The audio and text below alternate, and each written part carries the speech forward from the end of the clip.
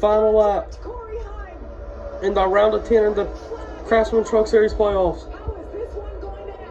3 wide. Eckes, Heim, Smith, all jostling for position. Down the back straightaway for the final time. Here comes Eckes making a move 3 wide bottom. 3 wide for a second as they head into 3 and 4.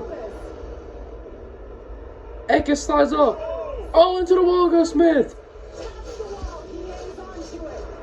And Christian Eckes will win in Kansas, followed by Taylor Gray, Matt DiBenedetto, Corey Hyman, Zane Smith, your top 5.